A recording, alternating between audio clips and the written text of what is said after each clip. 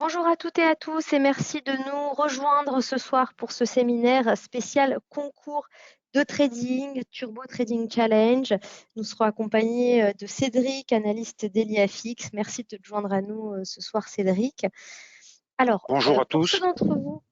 Oui, pardon, je t'ai coupé. Non, je voulais juste dire bonjour à tous.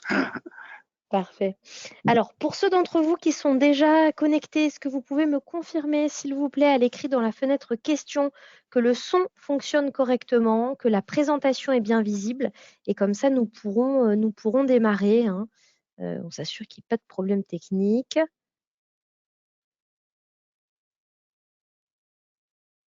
Bon, bah écoutez, a priori, voilà, on me dit que tout va bien. Parfait. Donc, tout fonctionne.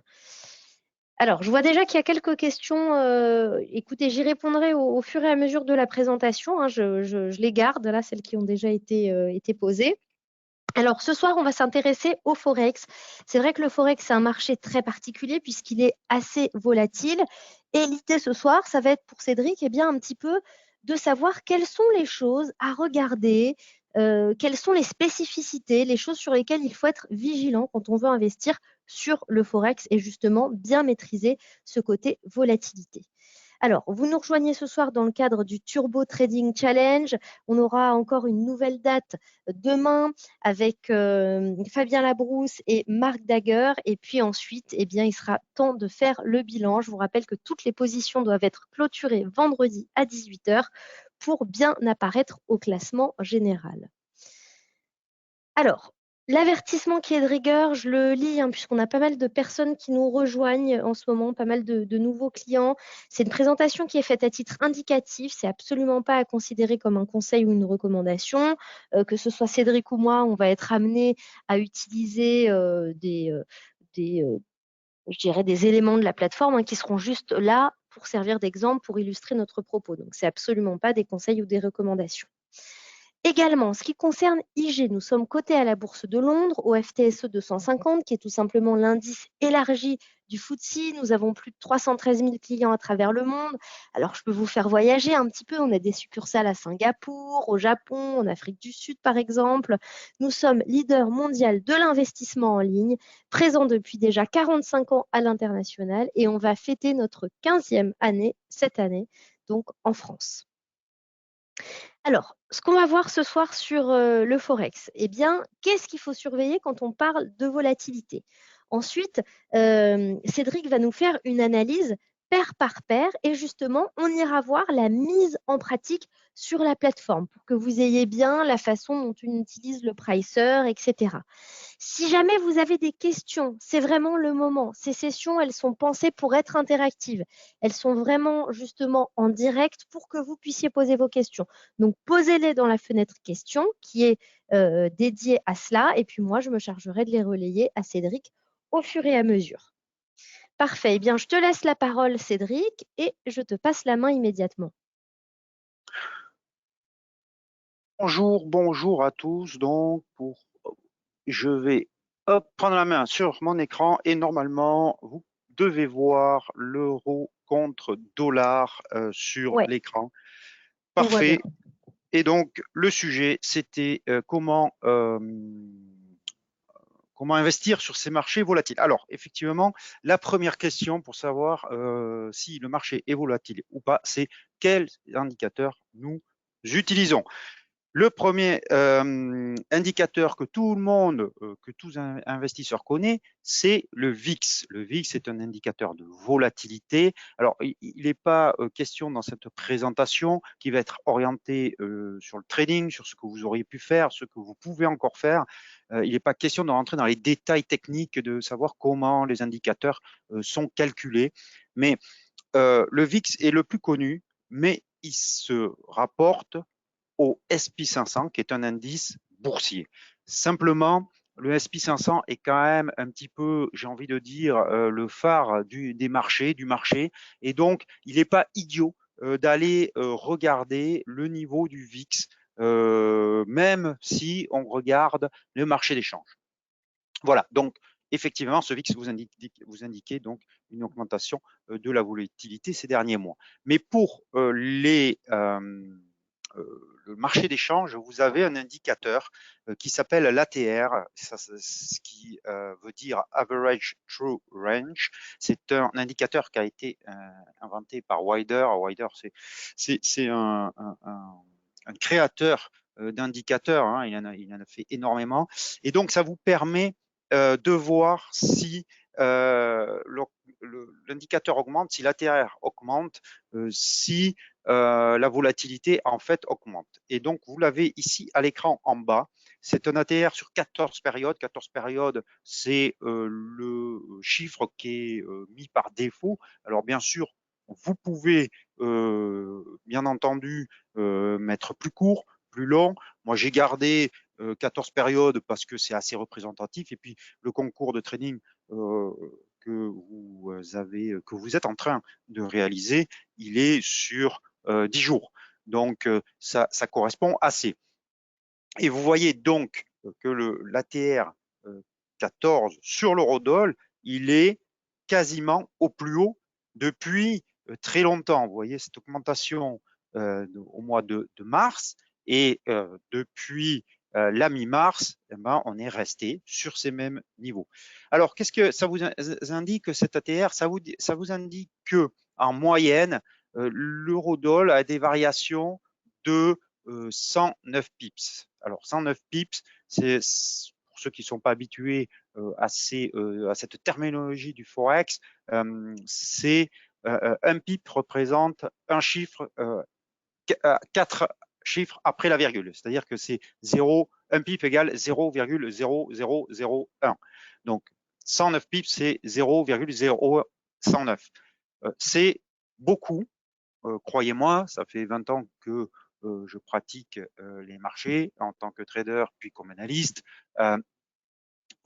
Croyez-moi, 109 pips, c'est un range qui est assez important. Pourquoi cet indicateur est important? Vous êtes dans le cadre d'un concours de trading. Vous, ce que vous allez rechercher pour gagner, puisque c'est le but, c'est l'actif qui va bouger le plus. Et donc, ça vous permet de comparer les paires de devises et de voir celle qui vous offre le plus de possibilités. Alors attention, parce que c'est un raisonnement un petit peu inverse d'un investisseur ou de ce que vous allez faire si vous êtes un investisseur privé avec votre capital. Quand c'est votre capital, vous allez regarder beaucoup le risque. Et donc, ce n'est pas forcément judicieux d'aller sur des actifs qui sont extrêmement volatiles. Il faut trouver un juste milieu. Mais dans le cas d'un concours de trading, il vaut mieux avoir l'actif qui vous propose le plus de possibilités, même s'il va vous proposer aussi le plus de risques, pour essayer de gagner ce concours. Donc ici, l'euro-dollar, en tout cas, répondait à ces attentes du concours, puisqu'il était quasiment sur des sommets. Et la deuxième indication que vous donne l'ATR, c'est, alors, théoriquement, le gain maximum que vous pouvez réaliser. C'est-à-dire que si vous rentrez à l'achat ou à la vente, on verra tout à l'heure, sur l'euro-dollar, attendre plus de 110 pips de gain était un petit peu relevé un petit peu du fantasme. C'est-à-dire que c'était irréaliste, puisque en moyenne, le marché, sur les 14 dernières périodes, il variait de 110 pips. Voilà. Alors, c'est un petit peu schématisé. L'indicateur est un petit peu plus complexe à interpréter, mais en gros, c'est ça et c'est ce qu'il faut retenir. Donc, ici, vous aviez tout à fait les caractéristiques pour faire du trading sur l'eurodoll. Ce qui a été très compliqué, à mon avis, sur l'euro-dollar et aussi sur les autres devises, c'est que, je ne vais pas dire que vous êtes tombé sur la mauvaise période parce que personne ne pouvait le savoir, mais on est tombé un petit peu sur une période à contre-tendance. C'est-à-dire que quand vous voyez l'euro-dollar depuis février, on était sur une pente baissière. Donc, c'était les trades à la vente qu'il fallait privilégier. Le concours a débuté le 19 juillet, donc c'est à partir de cette droite verticale que j'ai tracée. Et vous voyez que on a eu d'abord 2 séances de hausse, ou surtout une séance de hausse, et puis ensuite une consolidation horizontale. C'est-à-dire que la tendance qui prévalait a marqué une pause, qui est en train de reprendre d'ailleurs, mais attention, ce soir, il y a la Fed à 20h, ce qui va d'ailleurs vous offrir beaucoup plus, à mon avis, de possibilités. Et pour ceux qui ne sont pas encore satisfaits de leurs résultats, je pense que d'ici la clôture vendredi, demain et après-demain, ça peut être sport et ça peut vous permettre de rattraper votre retard si jamais vous êtes en retard ou si vous pensez pouvoir bien mieux faire. Donc, ici, vous aviez cette période-là de plusieurs séances qui n'était pas facile du tout à traiter parce qu'il n'y avait pas vraiment de tendance. Et donc, vous étiez obligé de passer sur un horizon de temps plus court. Ce qui veut dire que la première question quand vous faites du trading ou quand vous faites de l'investissement à laquelle vous devez répondre, c'est de savoir est-ce que vous êtes un swing trader ou un day trader. Alors, ça va dépendre, la réponse va dépendre de deux choses. Un, de votre psychologie. Est-ce que, et ça, quand vous lancez dans le trading, il faut faire un travail psychologique pour savoir quels sont vos traits de caractère. Parce que si vous êtes quelqu'un, par exemple, d'impatient, ben, le swing trading, ça ne va pas vous aller du tout parce que les stops vont être extrêmement loin, les stop loss vont être extrêmement loin et les prises de profit aussi. Et donc, vous n'allez pas supporter d'attendre autant de temps si votre trait de caractère, c'est l'impatience. Donc, dans ce cas-là, vous êtes un day trader. De la même façon, si vous êtes un day trader, il faut au minimum passer 3 heures, et encore quand je dis vraiment un minimum, c'est plutôt 4, mais 3 ou 4 heures minimum devant vos écrans, parce que sinon, vous n'arriverez pas à rentrer des positions et sortir. Donc, vous voyez que d'abord, la première chose à définir, c'était est-ce que vous êtes un swing trader ou est-ce que vous êtes un day trader? Si vous êtes un swing trader, vous commencez par regarder l'horizon de temps quotidien et ensuite vous allez sur l'horizon de temps horaire. Si vous êtes un day trader, vous regardez l'horizon de temps 1 heure et ensuite vous allez sur l'horizon de temps 5 minutes. Clairement, vu la typologie de ce marché, pendant la période de ce concours de trading, les day traders étaient, à mon avis, plus avancés parce que, on va le voir, mais cette série de séances quasiment à l'horizontale, on verra que sur les autres devises, c'est à peu près la même chose, vous n'étiez pas un schéma favorable aux swing traders. Donc, vous voyez, par exemple, si vous aviez été sur cette période du 29 juin au 11 juillet, ça aurait été beaucoup plus favorable à un swing trader parce que il aurait eu un signal de vente ici et derrière, ben, quasiment, il n'avait rien à faire, sinon attendre de clôturer sa pause en bas du range, en bas de la période de trading. Mais ici, ce n'était pas le cas. Donc, la première chose à faire sur ce concours de trading, c'était s'adapter à ce que vous montrez le marché. Et ce que vous montrez le marché, c'était qu'on était dans une phase de consolidation.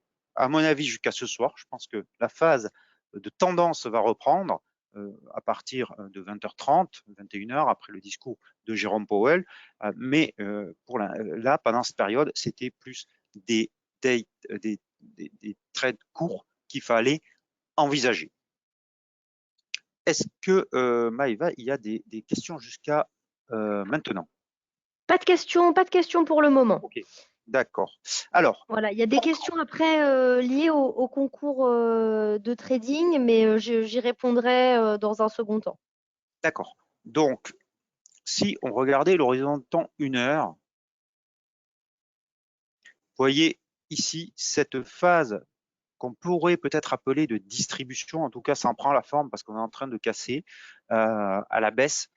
C'était donc une phase de range où si vous êtes un trader d'intervalle, de range, vous avez pu sans doute faire un beau bénéfice, c'est-à-dire qu'il fallait acheter sur les supports et vendre ici sur la résistance. Et vous voyez que ça donnait lieu à plusieurs possibilités de trade. Ici, par exemple, avec cette bougie rouge et cette longue mèche, cette longue bougie rouge, et éventuellement ici et ici, mais il fallait vraiment faire des allers-retours assez rapides et plutôt se positionner sur l'horizon de temps 5 minutes. Vous voyez que là, par contre, en 5 minutes, mais encore une fois, ça implique d'être quasiment tout le temps sur son écran, vous pouviez avoir des deals, des trades en tendance. Alors, on va aller voir les différents outils qui vous permettent, j'en ai retenu 3, mais ça aurait pu être plus, qui vous permettent de faire du trade de tendance. Alors, le premier, c'est l'alligator de Bill Williams. Alors, l'alligator de Bill Williams, alors je ne vais pas rentrer dans les détails de comment on utilise, quelle est la méthode de Bill Williams. Si vous voulez en savoir plus, vous me contactez sur mon compte Twitter, @cdamestois. Je vous donnerai plus de détails, mais si j'explique chaque indicateur et comment les trader, ça va être super compliqué. Effectivement, ça va être très Ouais, dense comme webinaire. ça va être long et on est là à minuit encore. Donc, c'est pas le but, je vous rassure. Donc, ça a commencé le 19 juillet. Et vous voyez que cet alligator de Bill Williams, ici, il est entrelacé quasiment sur toute la période.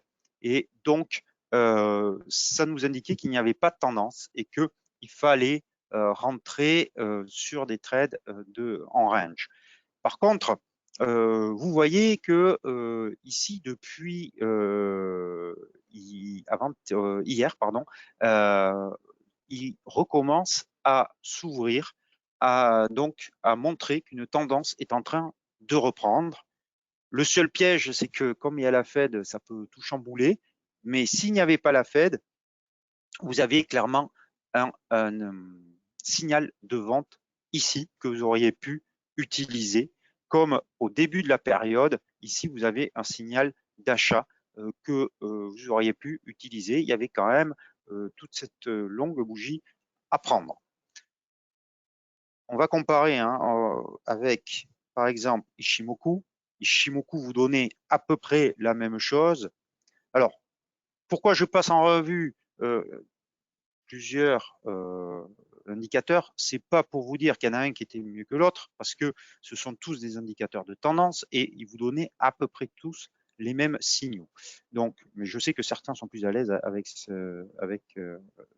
des indicateurs plutôt que d'autres. Donc là aussi, vous voyez que toutes les lignes d'Ishimoku sont entremêlées, que le nuage se croise à de multiples reprises, et donc ça vous indiquait donc qu'on était en tendance. Et vous voyez que comme sur l'alligator de Bill Williams, ici, le nuage commence à s'orienter à la baisse et donc qu'il est peut-être en train de vous offrir une nouvelle tendance qui en plus est dans le sens de la tendance principale que je vous indiquais sur l'horizon du temps quotidien et donc qui a peut-être un deal à la vente ici à faire après la Fed si jamais c'était confirmé. Mais cette phase de consolidation est donc peut-être terminée. Il va falloir peut-être changer d'optique à partir de demain et changer donc votre style de trading si vous voulez sans doute gagner le concours. De la même façon, il y avait, si vous utilisez les bandes de Bollinger, alors je vais vous montrer deux choses. D'abord, je vais cacher ça. Voilà, ça c'est les bandes de Bollinger classiques à deux excusez-moi, de standard déviation avec ici, donc, ça commençait le 19 juillet. Et donc, vous aviez d'abord une impulsion haussière qui était très bien identifiée avec Bollinger, mais après, vous voyez que les bandes se resserrent et qu'elles sont quasiment horizontales. Donc, qu'on a ici, là encore, une indication de trading range. Et ensuite, de la même façon qu'on l'avait sur Ishimoku et sur l'alligator de Bill Williams, on avait la même indication de reprise baissière. Je vais vous montrer juste un petit quelque chose parce que ça vient d'arriver et il y a une technique de trading qui est ici, hop, avec le standard de déviation. Vous aviez ici un signal de vente qui a été alors c'est du très court terme, c'est pour ça que je vous en parle, parce que même sur l'horizon de temps 1 heure, c'est pas la peine de rester en position 10-12 heures, vous pouvez faire un deal que sur 1 heure. Ici, alors je vous décris pas la technique de trading, encore une fois, si vous voulez plus d'explications, contactez-moi, mais vous aviez ici un signal de vente et qui a été rempli ici. Donc vous aviez un aller-retour en quelques minutes à faire sur en 1 heure à faire grâce à cette technique de trading. Mais vous voyez que c'était à chaque fois, pendant cette période de temps, ce sont des techniques de trading très courtes qui fonctionnaient en fait. Parce que autrement, c'est ce qu'on appelle les portes de saloon. Voilà. Alors voilà sur les techniques de trading, voilà sur les indicateurs ce qui vous montrait, ce qui risque d'arriver aussi dans les prochaines heures, donc un changement de paradigme. Et maintenant, ce que vous pouviez faire aussi en début, c'était de sélectionner grâce à l'ATR, comme je vous l'ai indiqué, je vais revenir sur le premier graphe. Alors, c'était pas celui-là, juste que je le retrouve. Hop, hop, c'était celui-là. Voilà. Je vais repasser en 1 heure. Voilà. Donc, vous pouviez donc sélectionner l'ATR, le potentiel que ça vous donnait et la volatilité que ça vous donnait. Mais vous pouviez aussi, grâce à l'ATR, sélectionner la paire de devises qui était la plus à même d'être tradée. Et il y en a une qui ressortait, c'est l'OSI, la UD contre dollar, parce que l'OSI, figurez-vous, depuis le 19, c'est celui, alors ici ça a commencé ici, le 18 à minuit, c'est celui qui vous offrait le plus de tendance. Alors, elle n'est pas très marquée, mais comparé aux autres devises, aux autres paires de devises que vous auriez pu trader, c'était celle qui vous montrait le plus de tendance à la hausse. Mais ce qui n'était pas facile à faire, c'est que nous étions dans un deal correctif. Et c'était ça toute la difficulté, puisque vous voyez que l'OSI s'inscrit dans un canal baissier et que la période du concours de trading était haussière, donc à l'encontre de la tendance principale. C'est pour ça qu'il fallait aller sur l'horizon de temps court et ensuite voir que sur le 1 heure, vous étiez là dans une phase haussière, vous voyez ces creux et ces sommets ascendants, et passer ensuite trader de préférence sur du 5 minutes. Alors évidemment, le 5 minutes, il faut être extrêmement réactif. Ça vous permettait de sélectionner des turbos, Maëva va vous en parler, avec un levier plus important, puisque sur le 5 minutes, votre stop loss va être beaucoup plus proche que si vous prenez un horizon de temps 1 heure. Donc le choix aussi à faire, en fait, dans ce concours, c'était de savoir quel turbo vous utilisiez et quel effet de levier vous utilisiez, quel risque vous pouviez prendre. Et une des réponses du risque à prendre, c'était par rapport au stop loss. Il est évident que sur un déclencheur à 5 minutes, sur un horizon de temps 5 minutes, votre stop loss il va être beaucoup plus proche que sur du 1 heure, donc vous pouviez y accorder un effet de levier plus important.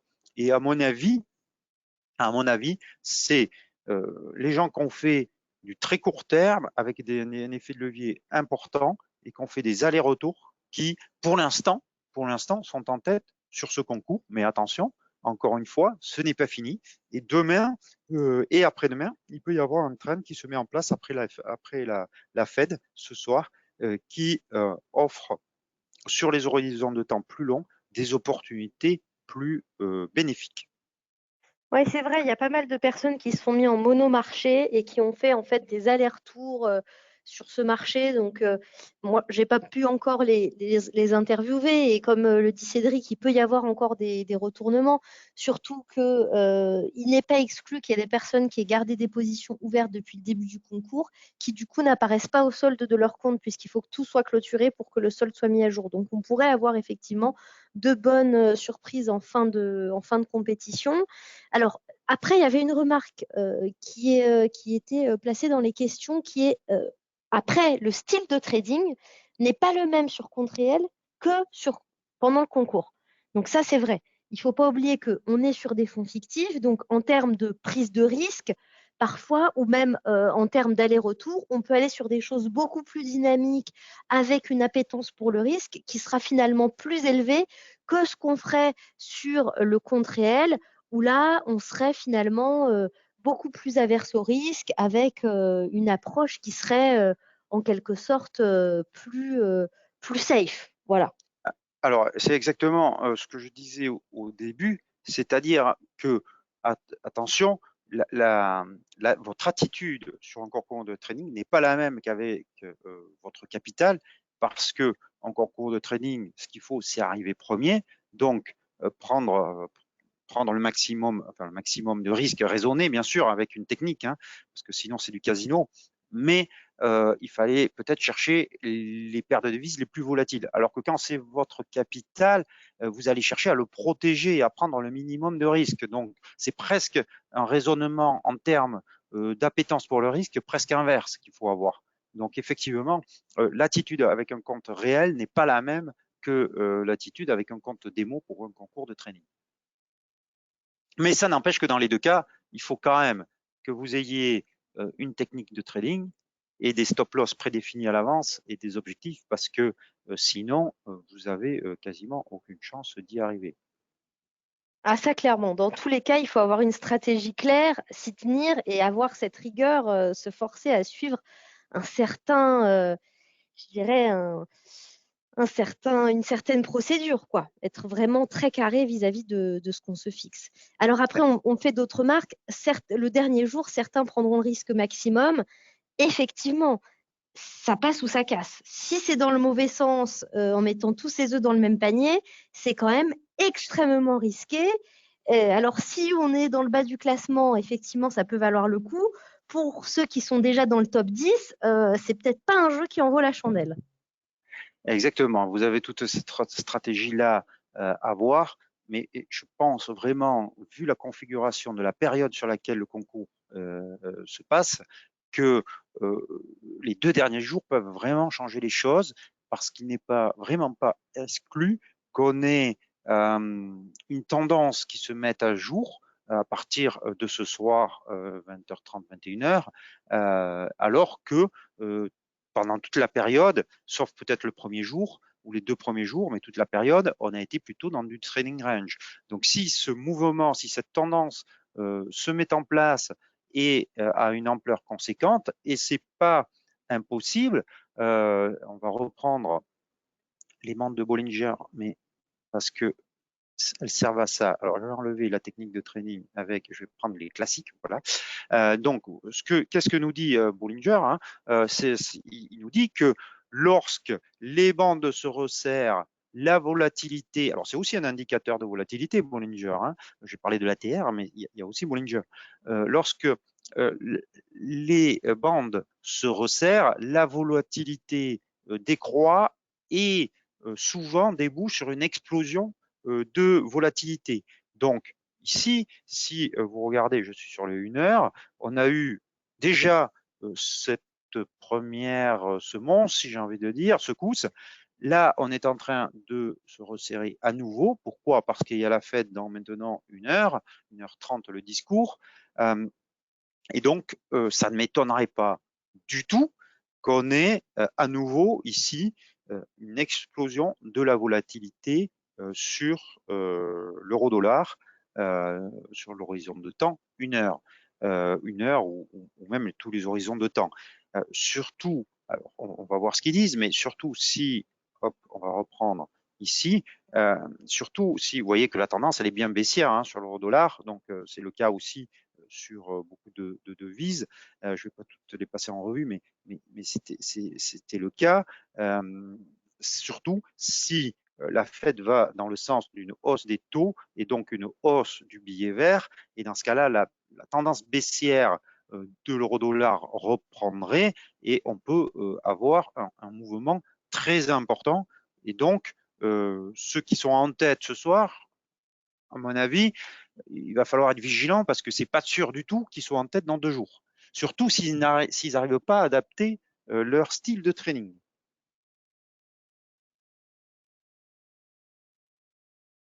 voilà. Alors pour ceux qui sont en retard, c'est pas Alors, fini. il y a une question. D'ailleurs, j'en profite, Cédric, avant que tu Ouais. passes peut-être à un autre graphique. On me dit les tendances ne sont pas trop importantes dans les unités de temps 5 minutes. Alors oui et non, parce que regardez, l'horizon de temps, elles sont pas importantes si il faut recalibrer les choses. C'est-à-dire que l'horizon de temps 5 minutes, vous allez rester en position 1 heure ou 2, pas plus. Parce que l'horizon de temps 5 minutes, il est là pour ça. Donc, sur une journée, certes, il n'y avait pas de tendance, mais il n'y en avait pas non plus sur 1 heure. Mais sur les horizons de temps 5 minutes, si on regarde par exemple le mouvement qu'il y a eu en début hier de journée, en début d'après-midi, pardon, regardez, ici, vous aviez un signal vendeur et vous aviez quand même pas mal de titres pour du 5 minutes à prendre. Mais c'est sûr que sur du 5 minutes, vous restez pas très longtemps en position. C'est comment dire, une orientation de trading qui n'est pas la même que sur du swing trading. C'est bien pour ça quand j'ai commencé en début de cette présentation en précisant que votre psychologie doit être adaptée à votre trading. Et donc, c'est sûr que là, je disais ça surtout lorsque vous allez traiter votre argent réel. C'est-à-dire que sur le concours de trading, vous êtes obligé de vous faire un petit peu violence et c'est ça qui est peut-être un peu difficile puisqu'il faut aller vite. Mais votre trading, il doit être adapté à votre psychologie. Si vous êtes quelqu'un d'impatient, vous êtes sur du day trading, vous voyez, vous tenez le trade 1 heure maxi, peut-être 2, et pas plus. Si vous êtes quelqu'un plutôt qui a besoin de prendre des décisions plus lentement, qui a besoin d'analyser du day trading, vous allez trouver que c'est trop court, qu'il n'y a pas de tendance, que ça va passer vite, que ça va trop vite et que ça se renverse trop rapidement. Ça, c'est votre psychologie qui va faire, qui va donner aussi l'horizon de temps sur laquelle vous allez traiter.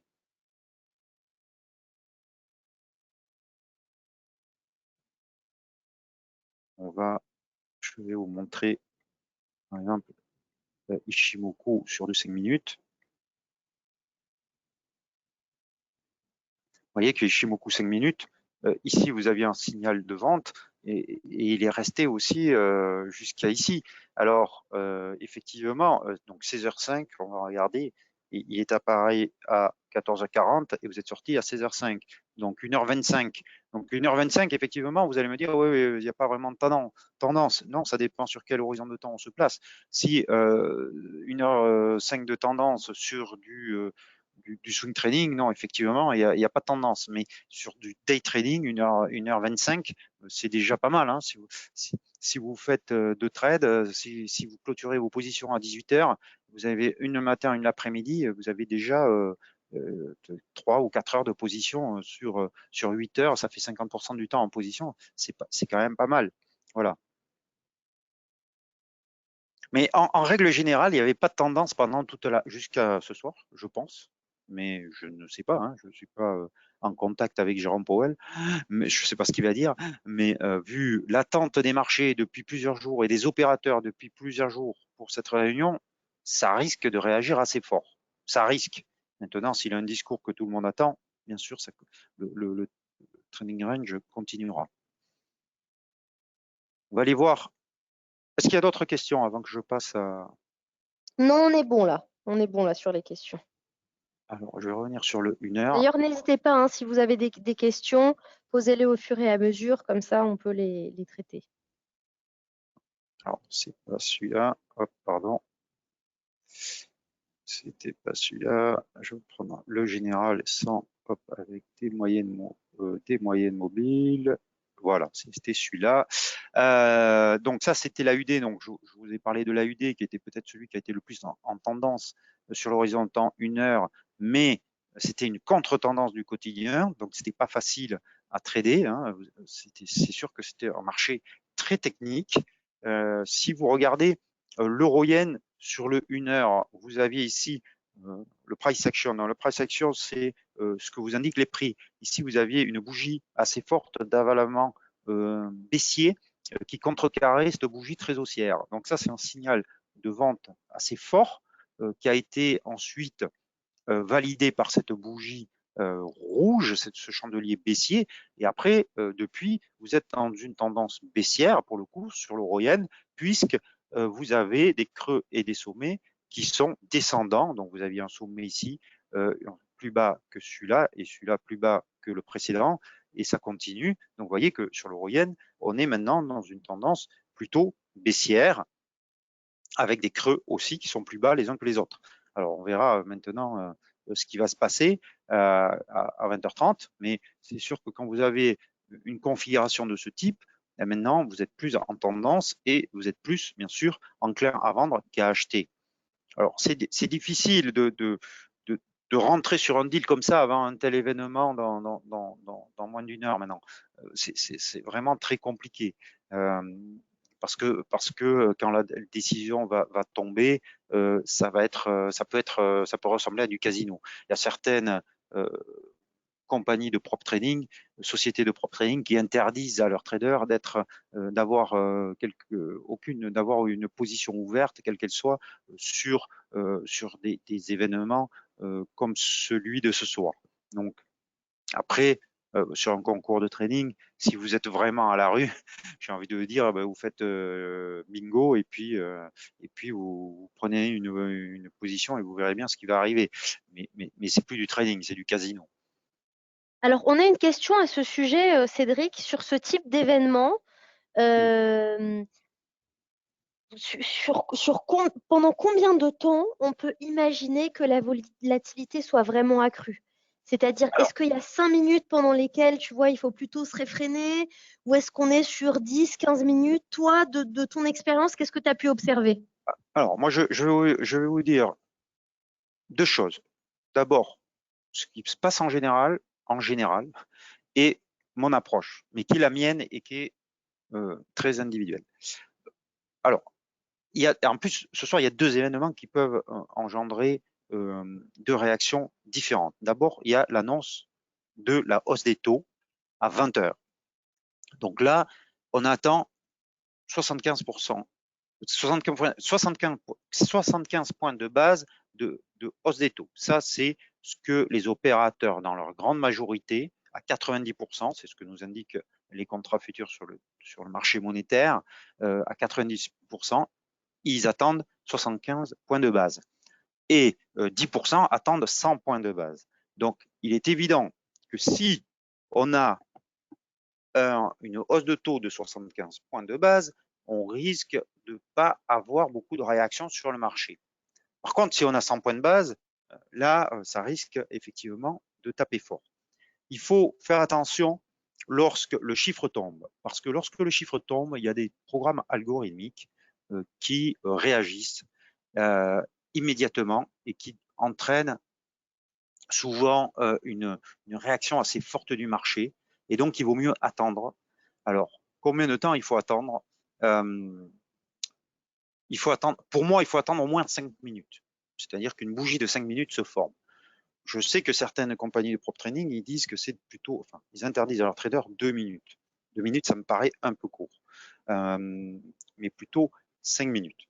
Ça, c'est pour le chiffre. Ensuite, à 20h30, il y a le discours de Jérôme Powell.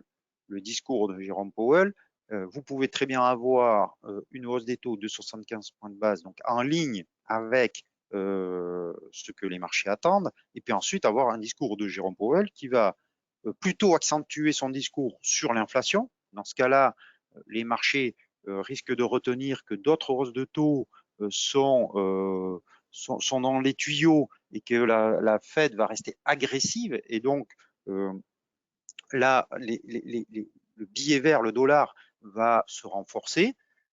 Soit il nous tient un discours où il commence à parler, chose qu'il n'a très peu fait ces derniers temps, il commence à parler du ralentissement économique parce que les derniers chiffres économiques n'étaient pas bons. Et dans ce cas-là, les opérateurs vont l'interpréter comme une modération dans le rythme de hausse des taux. Et dans ce cas-là, ça sera plutôt côté favorable au dollar est plutôt favorable aux devises à risque. Les devises à risque, c'est le dollar australien, l'euro, la livre, voilà. Mais principalement dollar australien et euro. Donc, sur un discours, par contre, il faut faire attention parce que souvent, le discours, il n'est pas aussi clair que je viens de dire. Donc, il y a une première réaction des opérateurs et puis ensuite, ils analysent un peu plus en détail ce qui a été dit. Et donc, il peut y avoir une direction différente que prennent les marchés. Moi, j'attends une demi-heure. Voilà, j'attends qu'il finisse le discours. Alors, s'il déborde, s'il fait plus d'une demi-heure, ça suffit. En principe, il a largement dit l'essentiel, même au bout de 20 minutes, hein. Soit à la fin du discours, si son discours est plus court que ça. La réaction du marché commence à se voir. Mais il est certain que réagir quand tombent les news et quand tombent les premières phrases du discours, c'est assez risqué, mais ça, c'est quand on traite son capital en propre, quand on fait un concours de trading, peut-être que ça vaut le coup. Vous voyez, là aussi, l'approche peut être différente.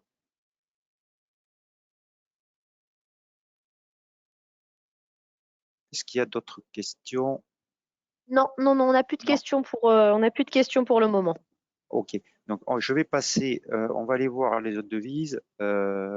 Ici, vous avez le câble. Vous voyez que le câble, il n'offrait pas grand-chose, hein, sur cette période de trading, hein, du 19 à maintenant.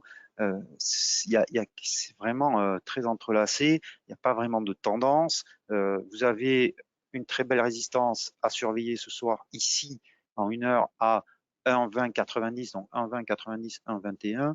Et puis, vous avez cette moyenne mobile de 200 périodes. Ici, vous voyez qu'on n'a jamais réussi à clôturer au-dessous. Donc, si on clôturait au-dessous, ça serait un signal plutôt vendeur sur le câble. Donc, ça, c'est le point à surveiller. Et sur du très court terme, vous avez ce tout petit support ici quand même en 1 heure, puisqu'on l'a tapé même ici, 1 fois, 2 fois, 3 fois, 4 fois ces dernières heures sur 1,20,10, donc 1,20,20, pardon. Donc, vous avez ce niveau à la hausse à 1,20,90, ce support à surveiller à 1,20,20 sur le câble et cette moyenne mobile à 200 périodes si jamais on arrivait à clôturer au-dessous. Donc, ça c'est pour le câble, mais actuellement, c'est peut-être pas la paire de devises qu'il faut privilégier, surtout pour un concours de trading. Apparemment, l'AUSSI ou l'euro-dollar réagissent beaucoup plus, voire l'euro-yen. On peut aller voir le sterling qui est normalement une devise, une paire de devises extrêmement volatile. Vous voyez que déjà l'ampleur, ça se voit aussi à l'œil nu, l'ampleur des mouvements, même dans un trading range, est quand même assez marquée. Donc là, vous avez plutôt un signal haussier. Maintenant, même si la paire ne comprend pas le dollar, c'est sûr qu'elle va réagir aussi à l'annonce ce soir. Donc 166,20, c'est la résistance à surveiller sur le sterling yen. Alors le sterling yen, typiquement, c'est une paire qui réagit assez fortement à la prise de risque. Donc si vous cherchez des paires de devises sensibles au risque, le sterling yen normalement réagit en ce sens. J'ai pas parlé du dollar canadien et je vais y venir parce que le dollar canadien, vous savez, ou vous savez peut-être pas, mais la spécificité du dollar canadien, c'est que souvent il est assez corrélé avec les cours du pétrole. C'est donc une paire de devises qu'on appelle une devise, le dollar canadien, une devise matière première. Donc, si vous aviez une idée sur le pétrole, c'était peut-être en achetant ou en vendant du dollar canadien contre le dollar, mais vous voyez que là encore, depuis le 19, c'est plutôt entrelacé et c'est plutôt dans l'attente de ce qui va se passer ce soir que avec une réelle tendance. On a un support qui est clairement établi sur 1,28,20 et une moyenne mobile à 200 périodes baissière. qui, pour l'instant, fait office de résistance. Alors, je ne vous ai pas donné les niveaux sur l'euro-dollar. Hop, l'euro-dollar, donc à la hausse, 1,0277 à surveiller, mais vous avez déjà une première indication avec cette moyenne mobile à 200 périodes ici.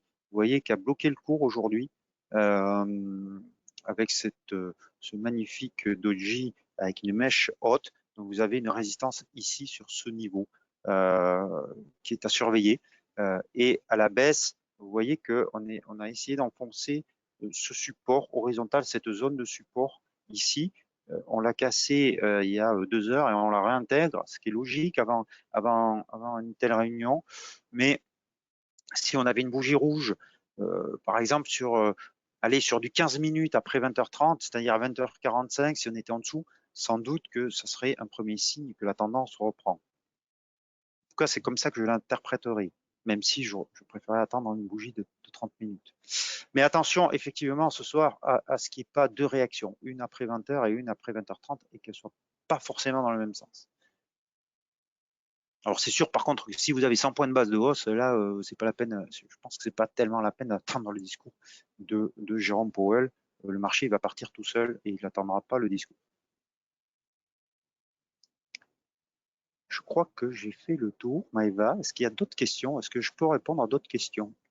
Eh bien, écoute, non. Merci pour cette revue de marché. Alors, pour le moment, pas de questions. Je vous laisse encore quelques minutes le temps de les écrire. De mon côté, je vais vous montrer sur les turbos comment pouvoir placer notamment les stops et les limites, puisque Cédric vous a donné pas mal d'objectifs et justement, le pricer est là pour vous aider à connaître pour l'équivalent du prix du marché sous-jacent, eh bien, à combien serait votre turbo pour pouvoir placer votre stop. Donc, je vais vous montrer ça rapidement, le temps que tout le monde puisse écrire ses questions.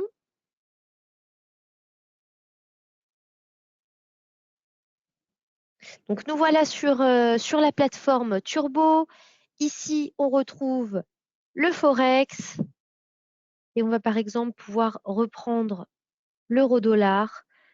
Très simplement, là, vous retrouvez votre choix, hein. Comme le précisait Cédric, à chaque fois, l'effet de levier est visible directement. Donc, dans le cadre du concours, notamment, vous allez pouvoir ajuster très facilement votre prise de risque en fonction du levier que vous retrouvez juste ici. Donc, vous sélectionnez votre niveau. Vous pouvez acheter, bien sûr, au cours du marché. Vous choisissez votre quantité. Hop. Et surtout, comment placer votre niveau de limite ou de stop. Vous voyez, une fois que vous êtes sur la position directement, vous allez ici dans vente et vous allez pouvoir choisir votre soit ordre limité, donc ordre limité, je vous rappelle, hein, objectif de gain, ou alors venir placer votre stop tout simplement ici en utilisant le pricer. Le principe est simple, vous saisissez le niveau de sous-jacent que vous avez identifié, que ce soit un support ou une résistance ou peut-être dans certains cas une moyenne mobile et vous allez pouvoir directement obtenir le prix du turbo estimé. Donc admettons dans ce cadre-là, là on était haussier qu'on ait un stop à 1, hein, alors c'est complètement théorique, hein. Vous allez pouvoir ensuite copier ce niveau. Donc, l'avantage d'utiliser la fonction copier, c'est d'être certain de ne pas faire de faute de frappe. Vous êtes sur des turbos qui sont des produits avec plusieurs décimales, donc on va éviter tout risque d'erreur humaine en utilisant cette fonction copier. Vous choisissez ensuite la validité, soit valable jusqu'à révocation, donc c'est-à-dire que tant que ce stop n'a pas été touché, eh bien, il reste là, ou alors choisir valable pour la journée. Et à ce moment-là, à la fin de la journée, si le stop ou alors la limite, hein, puisque c'est valable dans les deux cas, n'ont pas été touchés, eh bien, vous aurez donc cet ordre qui sera annulé. Donc, moi, je choisis valable jusqu'à révocation. Je trouve que c'est beaucoup plus pratique. Une quantité de 10 hein, pour avoir tout simplement l'équivalent à ce que vous aviez sur votre ordre. Et puis, vous allez pouvoir le valider juste ici. Donc, c'est vraiment extrêmement simple grâce à cette fonction pricer, hein. Je vous la montre à nouveau. Alors, est-ce que nous avons des questions? Eh bien non, non, non, pas de question. Donc en tout cas, merci beaucoup Cédric, c'est que c'était clair. On se retrouve demain soir, même horaire, 18h30. On sera accompagné de Fabien Labrousse et de Marc Daguerre. Et ce sera vraiment J-2, les dernières astuces pour justement pouvoir booster un petit peu la performance sur son compte, hein, pour ceux qui sont un petit peu en retard. Comment est-ce qu'on peut essayer d'aller grappiller quelques rangs? Je vous rappelle que vous pouvez suivre Cédric sur les réseaux sociaux, notamment avec Twitter. Alors, je te laisse donner le nom de ton compte, Cédric. Alors, arrobase cdamestoy, CDAMESTOY. Et sinon, vous l'avez sur la vidéo quotidienne que je fais sur DailyFX. Vous pouvez aller voir. Et moi, il y a mon Twitter qui s'affiche au début, normalement, ou au cours de la vidéo. Voilà. Et ta vidéo, c'est Forex Expresso, hein, c'est ça, Forex C'est Expresso. Forexpresso, voilà, sur DailyFX YouTube France. Voilà, si Voilà. vous avez apprécié la revue de marché de Cédric, n'hésitez pas à le suivre et puis à regarder Voilà. Ou régulièrement sur ses mon compte vidéos. Twitter, ouais, ou mon compte Twitter où je publie régulièrement et je réponds à toutes vos questions sans aucun problème.